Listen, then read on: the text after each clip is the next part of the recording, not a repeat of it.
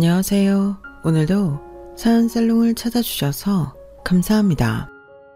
저는 올해 개원한 30대 후반 여성입니다. 저는 올해 개원도 하고 했으니 1년 연애에 종지부를 찍고 결혼 준비를 시작했는데요. 병원에서 프로포즈를 받았어요. 함께 일하는 간호사분들과 직원들의 축하를 받으며 세상에서 제일 행복한 여자가 된 것 같았어요. 하지만 결혼 과정이 그리 녹록지 않았어요. 물론 다른 분들도 마찬가지겠지만 저에겐 큰 약점이자 결점이 있었거든요. 저는 남들보다 반쯤 숙이고 결혼 준비를 해야 했어요. 그러다 상견례 당일 예상하지도 못한 일이 벌어졌어요. 그 일은 그동안에 흐르던 기류를 완전히 뒤집었죠. 제 상견례는 엉망진창이 되었어요. 아수라장이 되었죠. 그렇게 전 파혼을 하게 되었는데요. 사실 솔직히 말하면 틀린 선택이라고 생각하지 않아요. 오히려 속이 시원해요. 그 이야기를 지금부터 들려드릴게요. 전문의 자격증을 취득한 저는 선배의 병원에서 근무를 하면서 개원 준비를 해요. 그러다 36이라는 늦은 나이에 첫 연애를 하죠. 그때는 여름이었고 제가 2주에 한 번 가보던 보육원에서 시작되었어요. 저는 오래 의료봉사를 했어요. 처음엔 강제적으로 했어요. 근무한 대학병원에서 의료봉사를 하라고 했거든요. 피곤해 죽겠는데 쉬고 싶은데 솔직히 가기 싫었어요. 그런데 그 당시 제 위치는 제 의견을 피력할 수 있는 위치가 아니었어요. 그래서 어쩔 수 없이 2주에 한 번씩 여러 보육원이나 소외계층, 외지에 가서 의료봉사를 했어요. 처음엔 즐겁지 않았어요. 어쩌면 사무적으로 대했을 수도 있겠어요. 하지만 의료봉사를 하다 보니 보람도 있고 봉사 중에 저희 노고에 감사해야 하는 환자라고 해야 할까요? 사람들의 모습을 보니 기뻤어요. 그래서 선배의 병원에서 근무를 할 때도 따로 의료봉사를 신청해 특정 보육원에 봉사를 갔어요. 그리고 거기서 예비 남편을 만났죠. 파혼했지만 편하게 예랑이라고 할게요. 얘랑은 중학교 과학교사로 교육봉사를 했어요. 그런데 저와 처음 대화를 한 그날 통솔 인원이 부족해서 얘랑도 사람들을 통솔하는 일을 했죠. 가까이 있진 않았지만 얘랑의 인기척이 느껴졌어요. 힐끗힐끗 본 얘랑은 성실하고 바른 사람처럼 느껴졌어요. 행색도 깔끔했고요. 물론 얘랑을 그날 처음 본 것은 아니었죠. 보육원을 오가며 낯익은 얼굴이었어요. 그런데 한 번도 대화를 해본 적은 없었어요. 그날 처음 대화를 해봤죠. 식사 자리에서였어요. 보육원 직원들과 식사를 하고 있는데 얘랑이 다가왔어요. 그리고 인사를 했죠. 그러자 보육원 직원 중 한 사람이 얘랑을 소개해줬어요. 그때 이름과 직업을 알았죠. 그리고 보육원 직원이 얘랑에게 저를 소개시켜줬어요. 그러자 얘랑이 뭐라고 했는지 아세요? 아, 알고 있어요. 훌륭하신 분이잖아요. 능청스럽게 그렇게 말하더라고요. 그러더니 저희가 앉은 자리 옆에 앉아 식사를 했어요. 그러면서 자연스럽게 제 주위 사람들과 이야기를 하더라고요. 다른 분들은 선생님 다 아세요? 그럼요. 다들 다른 분야지만 담소도 나누고 그러죠. 선생님이 너무 딱딱하신 거라니까요. 보육원 직원이 그렇게 말하는데 머쓱하더라고요. 하지만 사실이 아닌 건 아니었어요. 저는 의료봉사 중에 사적인 대화는 거의 하지 않고 봉사에만 집중한 뒤에 시간이 끝나면 가거든요.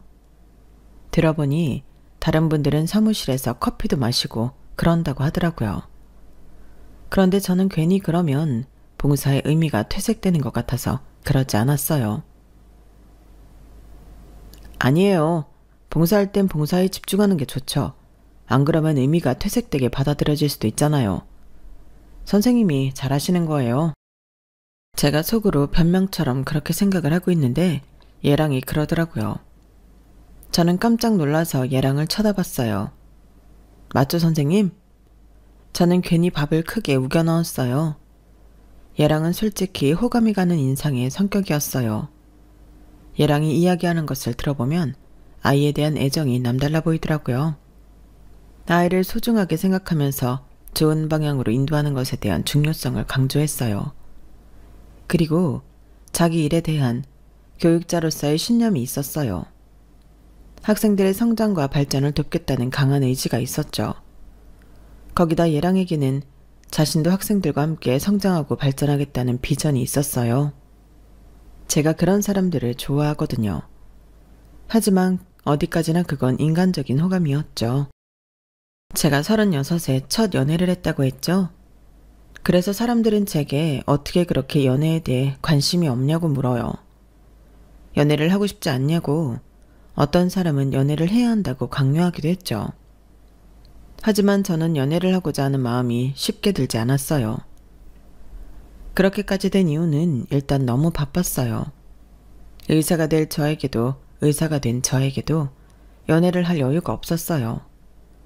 그리고 연애라는 게 저의 일과에 적합하지 않다고 느꼈어요. 사치이고 상대에게 피해를 줄 거라고 생각했죠. 그래서 저는 남자에게 인간적인 호감 그 이상을 느끼지 않아요. 게다가 얘랑은 저보다 2살이나 어렸어요. 어린 남자와의 연애는 생각도 해본 적도 없어요. 오히려 저는 듬직한 남자를 좋아해서 만난다면 영상을 만나고 싶다는 생각을 했죠. 그래서 얘랑을 보고 참 괜찮은 사람이구나까지만 생각하고 진도를 더 나가지 않았어요. 그런데 연하남의 질주에 속수무책이 되더라고요. 보육원 직원을 통해 통성명을 한 이후 얘랑은 제게 연락처를 달라고 했어요. 하지만 전 거절했죠. 그럴 필요가 없다고 생각해서였어요. 보육원에서 같이 봉사를, 그것도 다른 분야의 봉사를 하는 사람일 뿐이라고요. 그렇게 3달이 흘렀어요. 3달 동안 얘랑은 번호를 달라는 걸 거절당한 사람답지 않게 저에게 꾸준히 인사를 하고 날씨 이야기를 하고 대화를 시도했어요. 물론 매끄럽진 않았죠. 불편한 티도 냈던 것 같아요. 하지만 얘랑은 포기하지 않고 속히 말해 들이댔고요. 그리고 3달이 지나고 얘랑은 번호를 물어본 게 아니라 고백을 했어요. 진지하게 만나보고 싶다고요. 왜요? 저는 선생님을 알아가고 싶어요. 그거면 충분하지 않나요? 담백한 고백에 마음이 흔들렸으나 저는 여전히 제 생활이 연애에 적합하지 않다고 생각했어요. 그래서 제 생활에 대해 말했죠. 연애할 시간이 없다고요. 저 엄청 바빠요. 지금 개원 준비 때문에 봉사도 겨우 나오는걸요. 연애할 시간 없어요. 에이, 전쟁통에도 사랑은 피어나는데 너무 삭막하게 생각하지 마세요. 제가 선생님 생활에 걸리적거리면 알아서 포기할게요. 그렇다고 걸리적거린다뇨. 그럼 받아주시는 거죠? 저는 일단 대답을 피했어요. 그리고 집으로 들어왔죠. 참 많은 생각이 들었는데 제일 강하게 든 생각이 바로 이거예요. 제가 약점이자 결핍이 있다고 말씀드렸죠? 바로 그 부분인데요. 그 이야기를 하기 전에 제 친구 이야기를 먼저 할게요. 수년 전 제 친구가 남자친구와 이별을 했는데 그 이유가 제 친구의 집안 사정 때문이었어요. 제 친구가 재혼 가정이거든요. 5살 때 친부모가 이혼하고 엄마랑 살았는데 엄마가 제 친구가 18살 되던 해에 재혼을 해서 지금까지 살고 있어요. 그런데 그 집안 사정을 남자친구 부모님이 알고 반대를 했다는 거예요. 아르바이트 하는데 찾아와서는 엄마 팔자 물려받게 되어 있다는 둥, 결혼할 때 누구누구 앉힐 거냐는 둥 고래고래 소리를 지르면서 그런 소리를 하더라. 내가 무슨 지금 당장 걔랑 결혼한다고 한 것도 아닌데 오버도 그런 오버가 없지. 그런데 나 엄청 상처받았어. 이렇게 헤어지는 거. 나 너무 억울해. 억울할 만하지. 그래서 준찬이는 정말 너랑 헤어진대? 아직까지 연락 없어. 이렇게 연락 안 하면 정말 쫑인 거지 뭐. 그런데 웃기잖아. 재혼한 게 뭐라고. 너처럼 부모가 없는 것도 아니고 버린 것도 아니고. 어? 맞잖아. 나 그래도 새아빠지만 우리 아빠 존경하고 고마워해. 새아빠라고 생각하지만 새아빠도 아빠잖아. 나 새아빠도 우리 아빠라고 생각해. 그런데 뭐가 문제야? 아니, 그럼 나는 뭐 연애도 못하고 결혼도 못한다는 거야? 좀 그렇지. 너야말로 결혼식 때 누구누구 앉힐 건데? 할아버지? 할아버지 돌아가시면? 공석으로 있는 거 그거 참 별로지 않아? 하객들한테 한눈에 가정사 다 밝히는 거잖아. 나는 너 연애 안 한 거 이해해. 나 같아도 연애 못할 것 같아. 그 순간 다른 친구들과 함께 이야기의 주제는 그 친구의 이별 이야기가 아닌 제 가정사로 변해갔고, 제 가정사를 모르던 친구들도 제 가정사를 알게 되었죠. 그리고 그 친구의 말에 다들 동의하는 듯 했어요. 부정하는 친구는 없었거든요. 맞아요. 저는 버려진 아이예요. 저는 지금까지 외할아버지가 키워주셨는데 외할아버지가 직접 제게 말해준 건 아니고, 제 삼촌이 말하기를 제 친모는 저를 16살에 낳고 도망갔어요. 임신 사실은 외할아버지도 삼촌도 몰랐다고 해요. 제 친모가 임신 사실을 철저하게 숨겼고 몰래 출산을 하고서 새벽에 저를 문 앞에 두고 도망갔어요. 잘 키워달라고 미안하다고 적힌 쪽지가 있어 겨우 친모의 딸인 줄 알았죠. 뜻밖의 존재에 외할아버지도 삼촌도 당황했어요.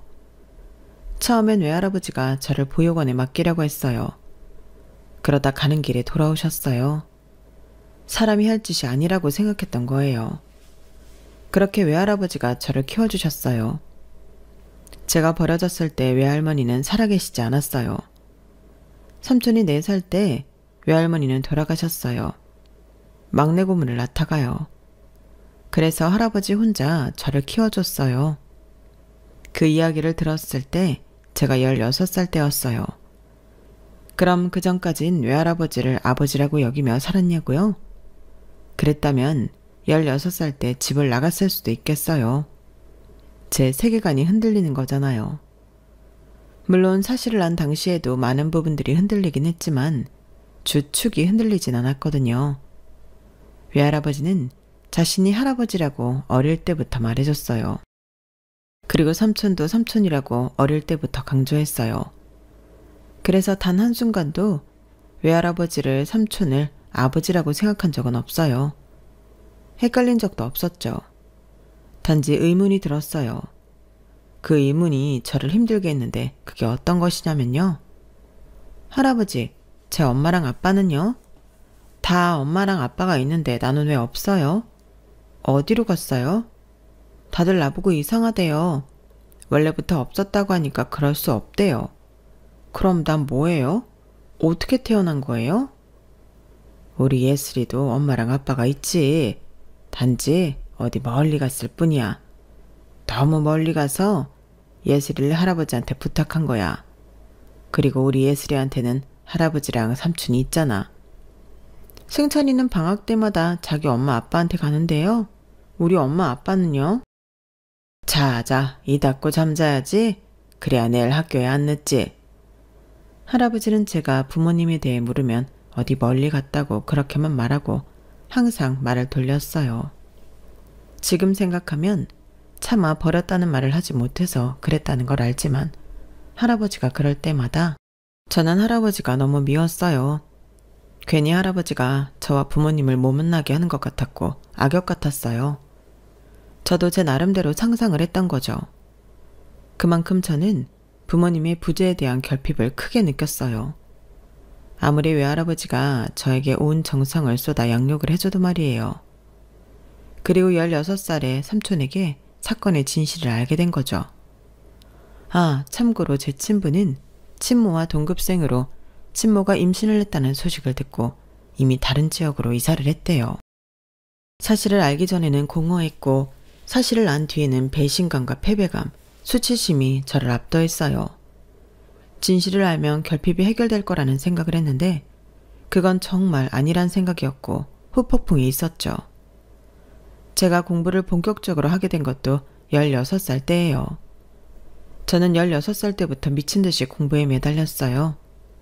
왜냐하면 저를 지키기 위해서였어요. 이런 가정사가 있는 제가 떳떳하게 살려면 공부를 잘 해야 한다는 생각을 했어요. 저는 뭔가 되고 싶어서 공부를 했다기보다는 1등을 놓치지 않기 위해서 공부를 했어요. 그리고 정말 매년 반에서 1등을 놓치지 않았고 전교 3등 안에는 매번 들었죠.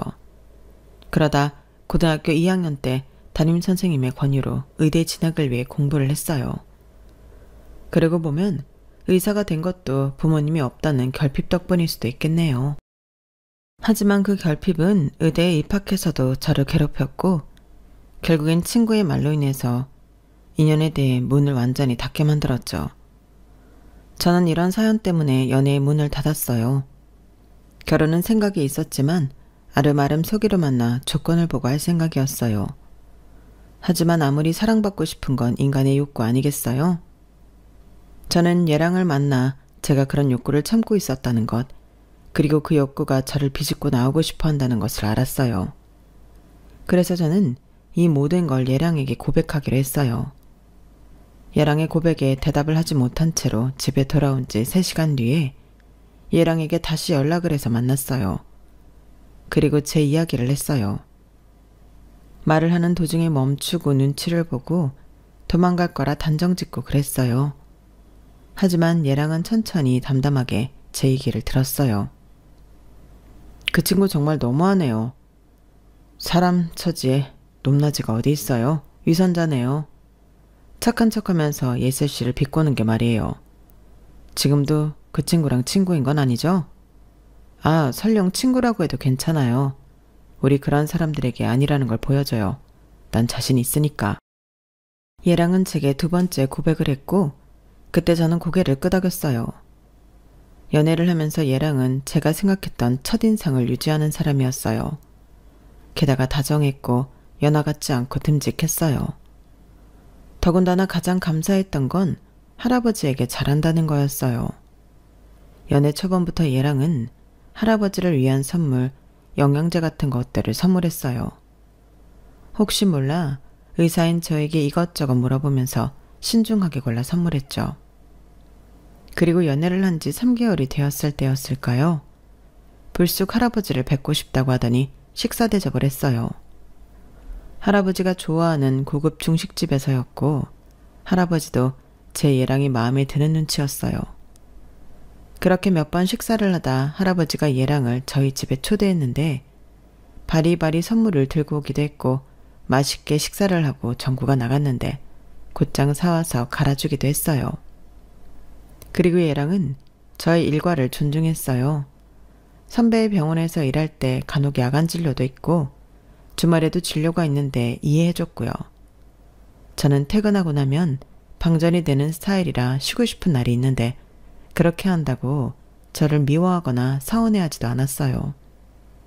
게다가 개원 준비로 바쁠 때는 함께 이것저것을 가지며 도와주고 같이 고민해주고 해결해주기도 했어요. 제가 스트레스를 받으면 단 것을 왕창 사와 스트레스 관리도 해줬어요. 저는 개원을 하는데 얘랑의 도움이 컸다고 생각해요. 정말 머리 빠지지 않고 개원했거든요. 그래서 개원을 한 뒤에 병원에서 프로포즈를 받고 고민 없이 승낙했어요. 저는 거의 100% 확신했어요. 얘랑은 제 곁에서 좋은 남편이자 아빠가 될 수 있다고요.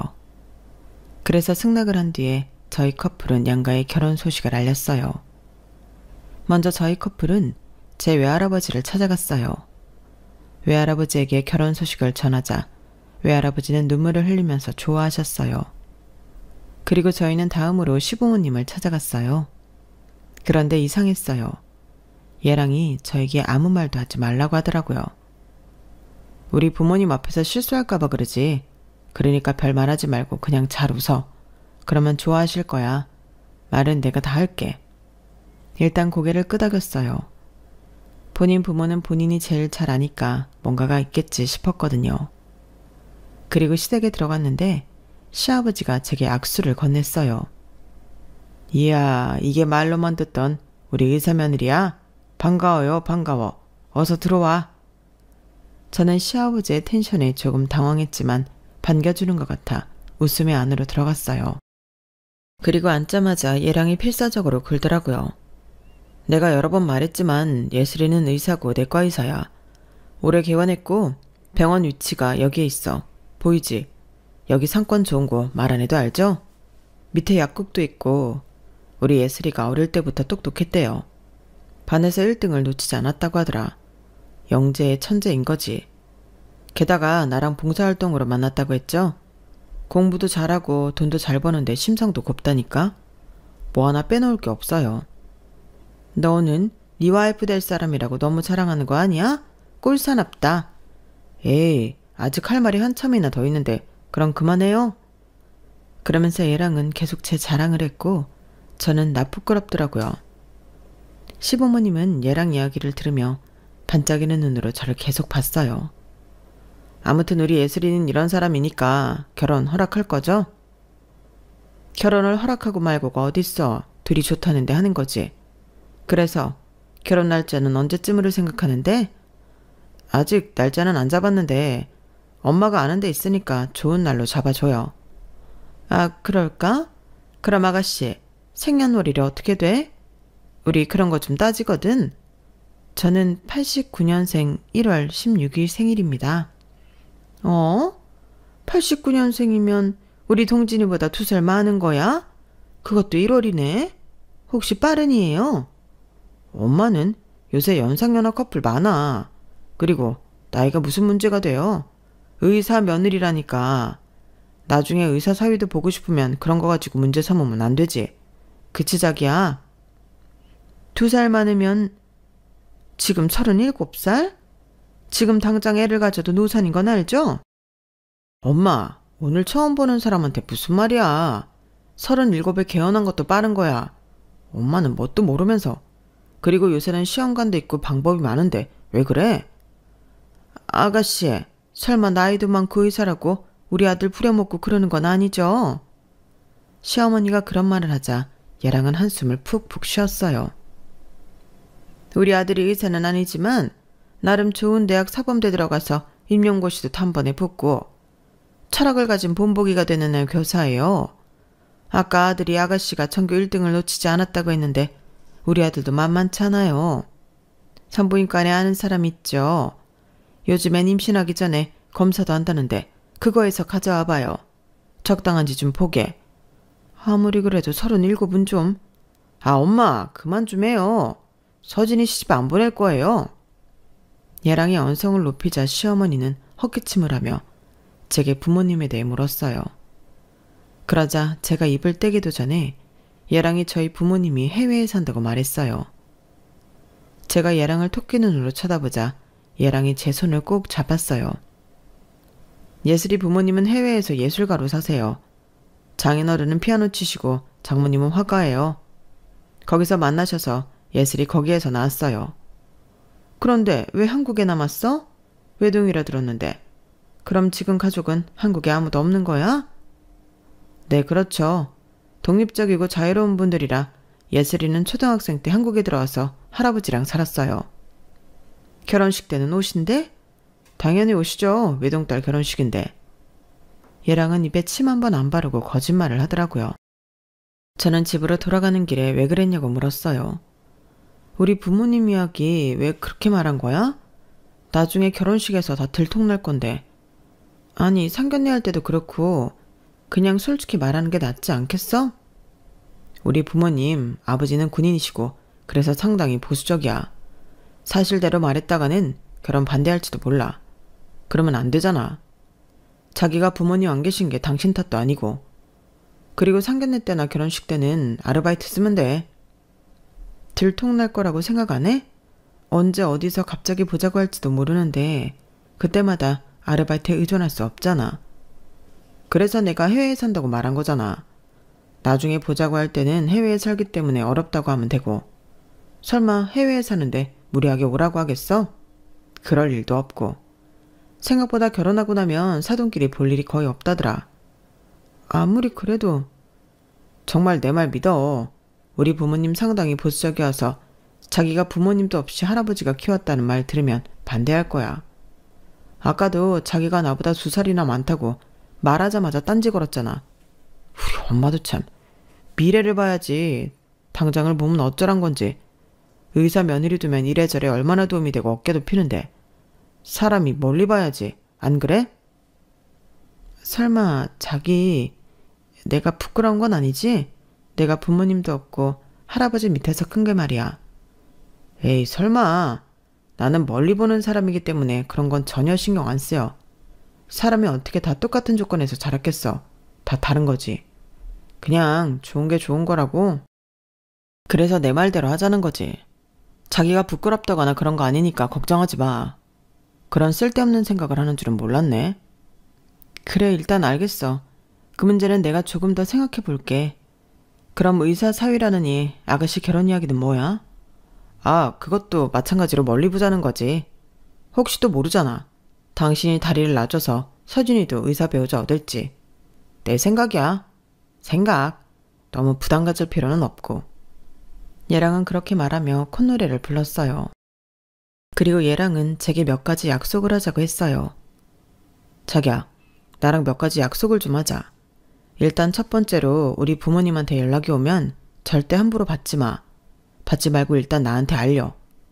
두 번째로는 절대 우리 부모님한테 먼저 연락을 하지 마. 해야 해도 내가 해. 자기는 할 필요 없어. 세 번째로는 절대로 혼자서 우리 부모님 만나거나 찾아뵙지 마. 전에 나한테 먼저 말하고 나랑 같이 가야 해. 알겠지? 이 세 가지 나랑 약속할 수 있지? 약속이야 할 수 있는데 왜? 내 기우이긴 한데 일단 우리 부모님이 오늘처럼 자기한테 쓸데없는 말 할까봐 그렇고 다음은 우리 결혼해야 하잖아. 문제를 애초에 만들지 않으려고 그러는 거지. 그러니까 꼭 지켜줘. 저는 얘랑의 부탁이라고 할까요? 아니면 명령이라고 할까요? 그런 약속이 저를 위한 거라고 생각했어요. 조금 극단적이긴 했지만 열심히 중간 역할을 하려는 거라고 생각했죠. 그런데 결혼 허락을 받은 날 이후 시어머니에게 전화가 온 적이 있어요. 그때 저는 얘랑과 데이트를 하고 있었는데 모르는 번호라서 받지 않으려다가 얘랑이 휴대폰을 달라고 해서 줬는데 번호를 본 얘랑이 전화를 받고 무지하게 화를 냈어요. 내가 하지 말라고 했죠? 아들 결혼 망치려고 그래요? 조금 과장되고 극단적인 얘랑의 반응에 저는 당황했어요. 전화를 끊은 얘랑에게 저는 그렇게까지 해야 하냐고 물었어요. 조금 다그쳤죠. 그러자 얘랑은 씩씩거리며 저를 집으로 보냈어요. 얘랑은 저를 데려다주고 곧장 시댁으로 간 것 같았어요. 저는 걱정이 되어서 2시간쯤 뒤에 얘랑에게 전화를 했는데 얘랑은 괜찮으니까 신경 쓰지 말라고 하더라고요. 하지만 저는 무척 신경이 쓰였어요. 그리고 얘랑의 극단적인 태도가 영 아니라고 생각했죠. 이렇게 가다간 고부 사이를 틀어놓을 거라고 생각했어요. 그래서 며칠 뒤에 시어머니를 만났어요. 시어머니와 조용한 카페에서 만났는데 시어머니는 결혼 날짜를 대충 정했다는 말을 하다가 저희 부모님에 대해 물었어요. 초등학생 때 한국에 왔다고 들었는데 그렇게 된 이유가 있니? 아니 뭐 결혼을 하는데 중요한 문제는 아니지만 뭔가 나는 그게 참 걸려서. 나도 엄마라 엄마의 마음을 잘 아는데 아무리 아이가 적응을 못해도 자기 품에서 키우고 싶지 혼자서 다른 나라에 살게끔 하기가 쉽지 않을 것 같거든. 다른 문제가 있었던 거야? 시어머니가 그렇게 묻는데 저는 말문이 턱 막혔어요. 저는 고개를 푹 숙이고 손가락만 만지작거렸어요. 짧은 순간에 정말 많은 생각이 들었어요. 대략 이런 생각이었어요. 얘랑의 말을 무시하기엔 저도 얘랑과의 결혼을 정말 진심으로 바랐고 이대로 얘랑과 같이 거짓말을 하기엔 양심이 고개를 들었어요. 두 가지 자아가 충돌하면서 저는 얼굴이 화끈거렸어요. 그리고 결국 저는 사실을 말하기로 했죠. 거짓말은 또 다른 거짓말을 낳을 것이고 그럼 저는 영영 시댁과 편안해질 수 없을 테니까요. 입 밖으로 꺼내기가 정말 어려웠지만 넘어야 할 산이라고 생각하면서 털어놓았어요. 시어머니는 잠자코 이야기를 듣더니 할아버지는 무슨 일을 하냐고 물었어요. 저희 할아버지는 원래 자동차 회사에서 재무관리를 하셨어요. 재무관리? 그리고 거기서 정년퇴직하시고 법인회사에서도 근무하셨어요. 연세가 어떻게 되시지? 올해로 77대세요. 그럼 지금은 연금 받으면서 지내시니? 연금도 받으시고 시청에서 뽑는 환경미화원으로도 근무하고 계세요. 워낙 쉬는 걸 못하세요. 조금이라도 부지런히 움직이려고 하시거든요. 담뱃값이라도 벌겠다고 하시고 계세요. 그럼 무슨 말을 그렇게 빙빙 돌려서 했니? 네? 결국 뭘 했든 지금은 환경미화원이라는 거 아니야. 시청에서 주는 촌스러운 조끼 입으면서 하는 그거 말하는 거지? 아, 네. 참, 의사라고 좀 배웠다고 말을 빙빙 돌려가며 잘 말하는구나. 시어머니는 한숨을 크게 쉬었어요. 그리고 테이블에 놓인 결혼 날짜가 적힌 종이를 가방에 넣었어요. 그러니까 결국 너는 해외에서 예술을 하는 자유로운 부모의 딸이 아니라 미혼모의 딸인 거고, 엄마도 아빠고 도망가고 없고 외할아버지가 쭉 키워줬는데 그 외할아버지는 지금 환경미화원을 한다는 거지? 네. 이래서 우리 동진이가 너한테 전화도 하지 말고 만나지도 말라고 했구나. 이런 비밀이 있어서. 더 말할 것도 없다. 이 결혼은 없던 일로 하자. 아무리 네가 의사고 개원을 했다고 해도 이렇게 근본 없는 사람이랑 내 아들을 결혼시킬 수는 없어. 내 아들이 뭐가 모자라고 뭐가 부족해서 부모도 없는 너 같은 애를 만나겠니? 그리고 사돈이 청소부인 건 좀 그렇잖아. 아무리 네가 의사라고 해도 말이야. 같은 동네 주민인데 청소하는 걸 마주치는 상상만 해도 지금부터 내가 머리가 아프다. 그리고 내가 사돈을 주변에 뭐라고 설명해야 하니? 담뱃값이라도 벌려고 그 일을 한다고? 의사라고 꼴에 자존심 부리는 거니? 정말 우습다. 자동차 회사 재무관리했다는 것도 거짓말 아니야? 그거 확실하니? 서류나 증거 같은 거 나한테 보여줄 수 있어? 나는 네가 네 부모에 대해서도 거짓말을 해서 도통 믿을 수가 없다. 그러니까 이 결혼 관둬. 어머님, 하지만 저 정말 열심히 살았고 바르게 살았어요. 한 점 부끄러움 없이 살았어요.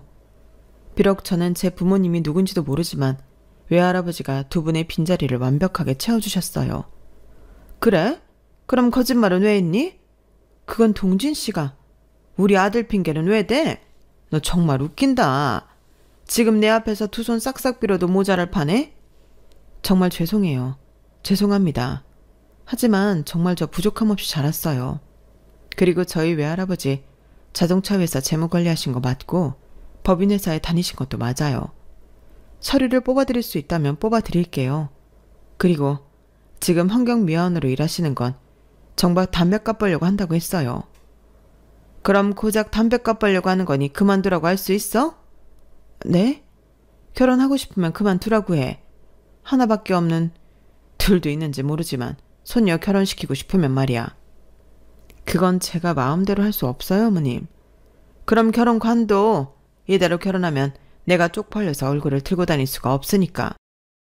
시어머니는 그렇게 말하고 카페를 떠났어요. 저는 울다가 집으로 돌아갔죠. 그리고 예랑이 찾아왔어요. 예랑은 저에게 막 화를 냈죠. 결혼을 안 하고 싶은 거야? 그 이야기를 왜 한 건데? 대체 생각이 있는 거야, 없는 거야? 지금 우리 엄마뿐만 아니라 아버지도 서진이도 결혼 반대하고 난리도 아니야. 할아버지가 청소부인 건 왜 말했는데? 그 머리로 어떻게 의사가 된 거야? 거짓말을 할 수는 없잖아. 그렇게 결혼할 수는 없잖아. 그렇게라도 해야 결혼을 하지. 뭐 대단한 일이라고, 뭐 대단한 업적이라고 그걸 말해. 이제부터 조용히 있어. 가만히. 사고치지 말라고. 내가 어떻게든 상견례 때 우리 엄마 아빠 모시고 갈 테니까 이제 더는 사고치지 마. 알겠어?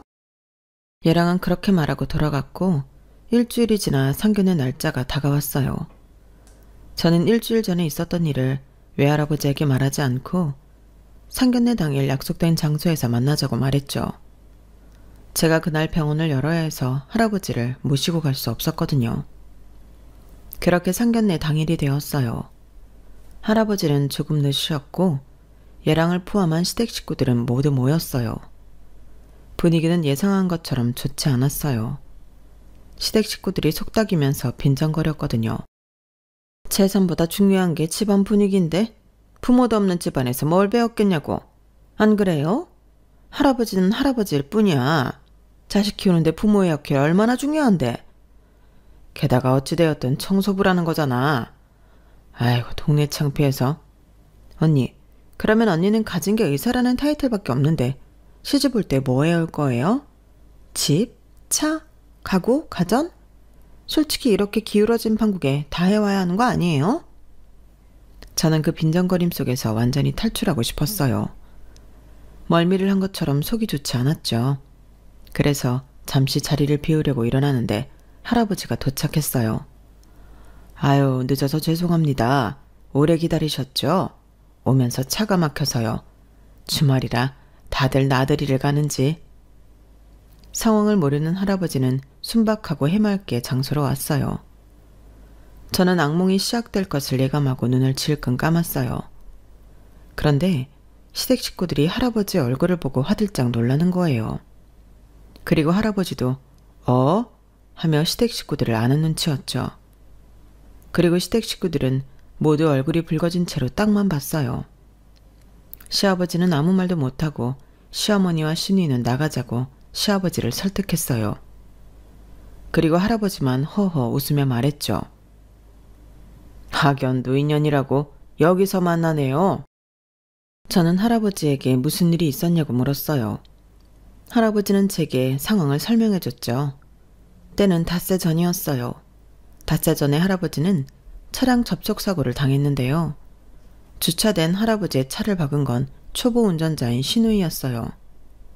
시누이는 저와 할아버지가 사는 아파트에 살고 있는 친구의 집에 놀러 왔었죠. 놀다가 집에 가려고 차를 빼는데 우당탕탕 옆차를 박은 거예요. 처음으로 사고를 낸 시누이는 너무 놀라서 차에서 내려 차가 긁힌 것을 확인하고 도주하려고 했어요. 아가씨, 잠깐만요. 그러다 차주인 할아버지에게 딱 걸린 거예요. 할아버지가 차를 박았으면 연락을 해야지 이렇게 가면 뺑소니라고 설명했어요. 아니 뭐 이 차주 되세요? 남일인데 그냥 가시죠. 시누이가 뻔뻔하게 나오자 할아버지는 자기가 차주라고 이 번호로 전화해보라고 했어요. 그러니 차주가 맞거든요. 그래서 시누이는 더 당황해서 차에 타려고 했어요. 그런데 시누이에게서 술 냄새가 나는 거예요. 술을 마셨냐고 물으니 시누이가 향수 냄새라고 발뺌을 했어요. 그리고 차에 올라타 그대로 도주를 했어요. 할아버지는 결국 경찰에 신고를 했죠. 그래서 경찰서에서 시댁 식구들을 만나게 되었어요. 시아버지는 연신 사과를 하고 시어머니는 초범이라서 당황해서 그런 거다. 초범이니까 봐달라고 고래고래 소리를 질렀어요. 그때도 시누이는 할아버지에게 어떤 사과도 하지 않았고 시부모님 뒤에 숨어 있었어요. 그래서 할아버지는 합의를 해주지 않겠다고 하고 집으로 돌아왔어요. 시누이는 생애 처음으로 법정에 섰어요. 그리고 징역 1년 선고를 받죠. 그러자 그제서 겁이 난 시누이는 할아버지에게 연락을 해 합의를 해달라고 사정을 했어요. 며칠을 찾아왔어요. 울면서 매달렸고요. 할아버지는 그런 신우가 손녀 같기도 하고 안쓰러워서 합의를 해줬고 그래서 시누이는 최종적으로 벌금형 처벌을 받았어요. 면허 취소 처분도 받았어요. 그래서 상견례 날에도 시아버지가 운전해서 왔더라고요. 아무튼 그런 일이 있어서 시댁 식구들은 할아버지의 얼굴을 보고 무척 놀란 거였어요. 다들 얼굴이 붉어진 채로 고개를 들지 못하더라고요. 겨우 고개를 들고 시아버지가 한 말이 그 벤츠 S클래스 차주 맞으시죠? 였어요.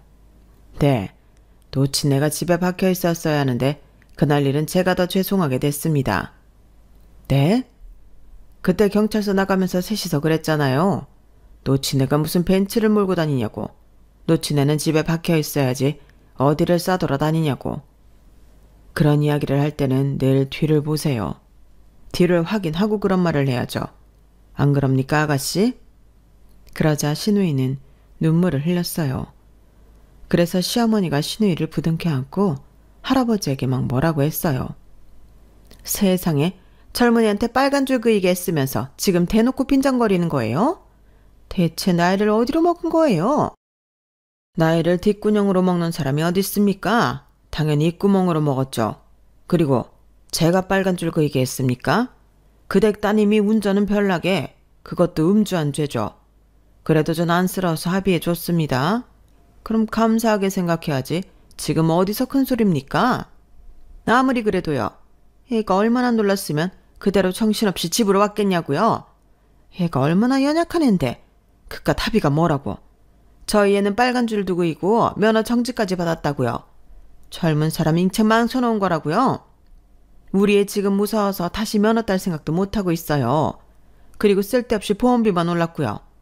참, 그리고 어째서 황병위험한 부주에 청소부 주제에 벤츠를 몰고 다니죠? 제가 그랬잖아요. 저희 할아버지 담뱃값이라도 벌려고 환경미화원으로 일하고 있다고요. 그게 정말 맞는 말이에요. 저희 할아버지 그 일 안 한다고 생활에 문제가 되거나 그러지 않아요. 사실 저희 할아버지는 장남 장손으로 땅 2필지를 유산으로 물려받았어요. 2피치의 땅은 농지였고 할아버지는 팔지 않고 월세로 임대했어요. 그리고 거기서 받은 월세로 저를 공부시킨 거나 다름이 없었죠. 그런데 10년 전 그 땅 중 한 필이 도로를 낸다고 수용되었어요. 그래서 할아버지는 보상금을 받았죠. 그 보상금으로 일단 저희 식구는 이사를 했어요. 그 전까지는 엘리베이터도 없는 4층짜리 빌라에서 살고 있었거든요. 저희는 새 아파트로 이사를 했어요. 그리고 할아버지는 3층짜리 건물을 샀어요. 그리고 그 당시 차가 퍼져서 차를 사야 했는데 삼촌의 권유로 벤츠 S클래스를 샀고요. 그러면서 할아버지는 법인회사에서 일을 그만두고 2년 동안 쉬었어요. 건물을 관리하며 월세로 먹고 살았죠. 그리고 2년 뒤에 할아버지는 좀이 쑤신다며 일을 알아보더니 환경미화원 일을 시작했어요. 내 담뱃값이라도 벌어야지 안 되겠다. 할아버지는 정말 그렇게 말했어요. 그리고 할아버지가 환경미화원 일을 한 지 4년 뒤에 할아버지의 남은 땅 한 필이 아파트가 지어진다고 수용되었어요. 할아버지는 분양권을 받으셨고 그 아파트를 저에게 주겠다고 약속했어요. 지금이 아니더라도 나중에 시집을 가면 들고 가라고 하면서 말이에요. 저는 처음엔 그냥 뭣도 모르고 할아버지에게 고맙다는 말만 했는데 나중에 제가 할아버지 건물에서 병원을 차리게 된다는 걸 알았더라면 아파트는 안 받았을 거예요. 그리고 올해가 그 아파트에 입주할 수 있는 해였어요. 제가 얘랑이랑 올해 결혼 날짜를 잡았잖아요. 솔직히 운명이 아닌가 이런 생각도 했어요. 하지만 집을 해가겠다는 사실을 얘랑에게도 시댁에도 하지 않았어요. 왠지 뇌물 같아서요. 결혼이 완전히 진행되면 선물처럼 말할 생각이었죠. 그런데 일이 꼬여버렸네요. 상견례는 서로에 대한 비난으로 엉망진창이 되어버렸거든요.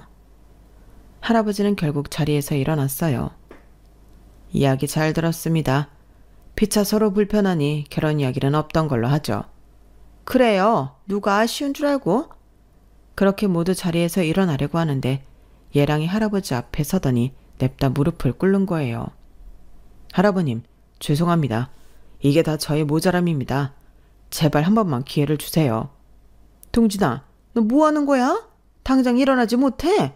미쳤나 봐. 시어머니가 얘랑을 일으키려고 했지만 얘랑은 일어나지 않았어요. 그러면서 이내 시어머니에게 화를 냈죠. 내가 여기까지 오려고 얼마나 애를 썼는데 다들 날 도와주지는 못할 망정 이게 뭐예요? 여자가 무슨 죄 하나니? 정신 차려. 의사 며느리, 그게 쉬운 줄 알아요? 결혼만 하면 다 잘 풀리게 되어 있는데 왜 이렇게 앞만 봐요? 넓게 봐야지.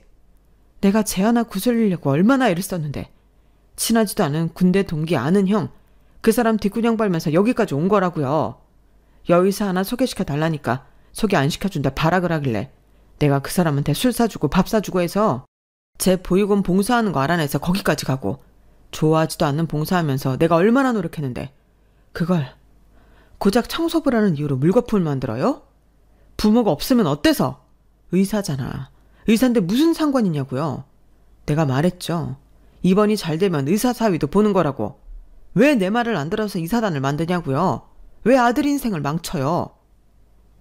저는 얘랑의 말을 듣고 대학병원에서 같이 근무한 동기의 문자를 떠올렸어요. 별일 없지? 무슨 일 있으면 나한테 말해. 통 연락이 없다가 온 연락이라 의문스러웠는데 얘랑의 말을 들으니 얘랑이 말한 그 사람이 그 동기 같더군요. 저는 얘랑이 저에게 의도적으로 접근을 했다는 충격에서 헤어나올 수 없었어요. 그럼 다 거짓말이었다는 거야? 보육원에서 봉사하던 것도 순박하던 그 말들과 행동들도? 예슬아, 다시 생각해. 의사 배우자로 교사도 나쁘지 않아. 다들 선호하는 배우자감이라고. 우리가 만난 시간이 다 목적이 있던 거였어? 너무 나쁘게만 생각하지 마. 우리는 정말 좋은 부부가 될 거야. 다시는 보지 말자. 정말 최악이야. 저는 할아버지를 이끌고 상견례 자리에서 나와 파혼을 했어요. 한동안 저는 비실비실 맥이 빠진 채 돌아다녔지만 그는 온전한 저를 받아들이지 못했다는 사실, 그건 사랑이 아니었다는 것만 생각하며 회복했어요. 그리고 저는 지금 성실하게 병원을 운영하고 있어요. 얘랑은 계속 연락이 오길래 휴대폰 번호를 바꿨어요. 그리고 번호를 바꾸기 전에 마지막으로 문자를 보냈죠. 너 같은 속물은 필요 없어.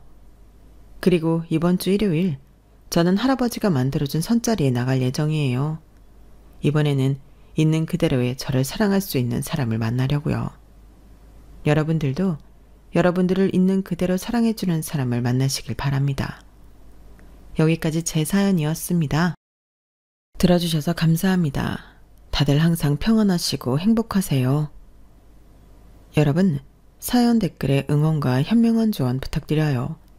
좋아요와 구독은 저에게 큰 힘이 됩니다. 오늘도 좋은 일 가득하세요.